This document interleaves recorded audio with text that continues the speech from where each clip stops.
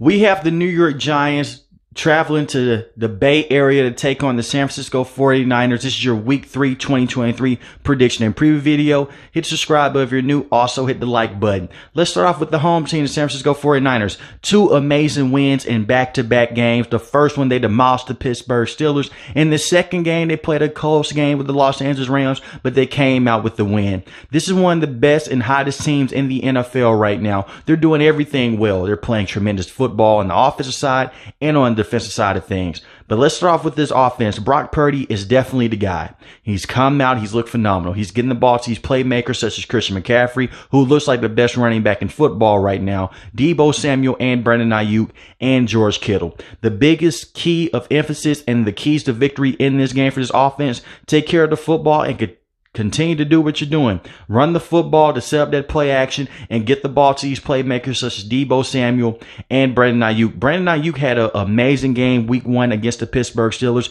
He had 2 receiving touchdowns. Well, Deebo Samuel was the guy that did all the heavy lifting in the second game against the Los Angeles Rams. And I expect for Brandon Ayuk to have another good game against this Giants team. They're struggling right now, but there's still a lot of good things the Giants are doing defensively. I think that Kyle Shanahan is going to come out with a lot of motion to get this run game going, because this is a Giants team that has struggled in the run department for the first couple of games.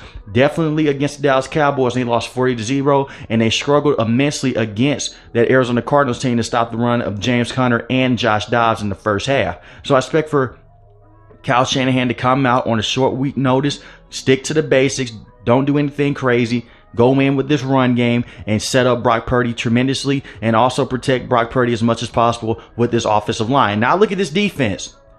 This defense is legit. For the last couple of years, they've had the best defense in football, but they're doing it again with guys like Drake Jackson, Cleveland Farrell, Nick Bosa and crew, Javon Hargrave. They're doing everything possible to go home and get to the quarterback. And guess what the New York Giants have? A very suspect offensive line. I expect for them to come out and try to blitz a lot to go and get Daniel Jones, because he's their only semblance of offense right now. Saquon Barkley is questionable for this game, and it does not look good as I record this video.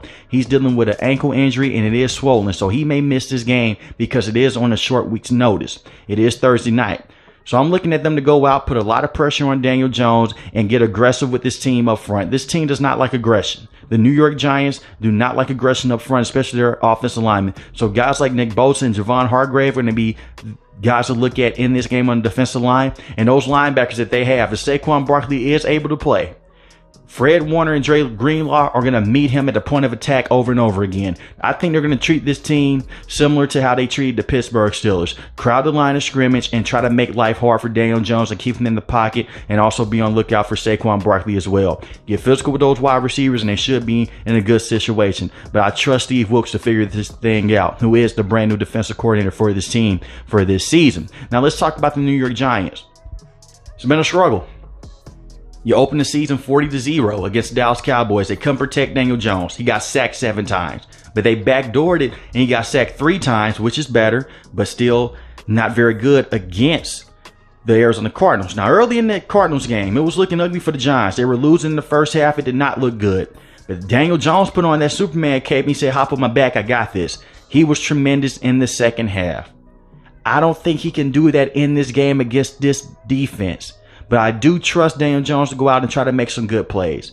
I don't see them getting blown out like how they did against the Dallas Cowboys. But the first point of emphasis and the key to victory, protect Daniel Jones, please. Do not let him go out here and get sacked and hit this many times. Because when Daniel Jones gets hit, that's when those turnovers start to happen. That's when he drifts outside the pocket. He starts to see ghosts down the field. He throws those interceptions. And then he starts to fumble the football. We saw that in the Dallas Cowboys game. When every time he was getting hit, he was fumbling the football. And I understand he was in raining conditions. But even before then, before Brian Dable got here, when he was getting hit in the pocket and it wasn't raining, the ball was coming loose. So go out and protect Daniel Jones. If Saquon Barkley is able to play, I expect for them to try to run the football with him and do some read options type of things with him and Daniel Jones. If he's not able to play, you're going to have to depend on Matt Breida. And that definitely hurts his team offensively, because this is a team that needs as many offensive weapons as they can get.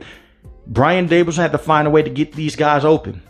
Guys like Darren Waller, Guys like Jalin Hyatt. Jalin Hyatt had a big day last week against the Arizona Cardinals. He looked very good. He had a long play in that game that went for a 60-yard reception. I'm expecting for him to come out and try to make some plays as well and getting deep down the field. The problem is you don't want to just put all your hopes in just one rookie wide receiver.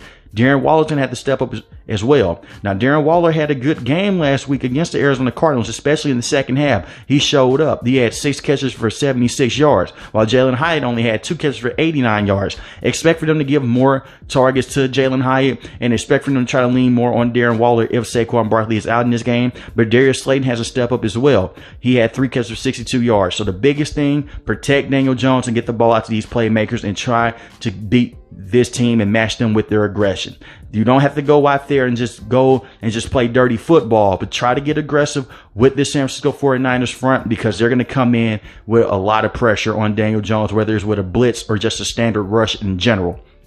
Defensively, guys need to step up. Now, in the second half against the Arizona Cardinals, they played tremendous football. I'm looking at guys like Deonte Banks. He's going to have to step up in this game. Adoree Jackson, he's going to have to step up in this game as well, because you have targets like Christian McCaffrey, who is a running back. They get split out to wide receiver, but you have guys like Deebo Samuel and Brandon Ayuk. You don't want them to open up the game for George Kittle. So there's a lot of weapons and a lot of trickery that you have to pay attention to with the San Francisco 49ers. Play disciplined football on the defensive side of things. Do not give this team free chances. You can go in and try to blitz, and I expect for Wink Martindale to do that. The New York Giants are one of the most heavily blitz defenses last season in the NFL, and I expect for them to try to come out and get them. But guys like Kayvon Thibodeaux, Dexter Lawrence, Leonard Williams, you're going to have to step up in this game, especially Dexter Lawrence. They paid him a huge contract extension. He has to go get Brock Purdy and stop the run. Play similar to how Javon Hargrave has played in the past with the Philadelphia Eagles. Go out and make an impact on this game. Isaiah Simmons needs to make a signing as well. I think that he can come out and do some versatile things here, whether you want to blitz him off the edge or just have him cover Christian McCaffrey out the backfield. Do something to slow down his offense. Do not let this offense come out and carry that momentum how they carried over the last couple of games, and this team should be fine. Do not let them beat you deep either. Make tackles in space. Nothing deep, nothing cheap, but also make tackles in space. Because one juke and Deebo Samuel can take it to the house. He's that explosive. Same for Brandon Ayuk. I would not want to go out and run press coverage against Brandon Ayuk. That's what the Pittsburgh Steelers did, and it did not work out in their favor. But the secondary is better with the New York Giants.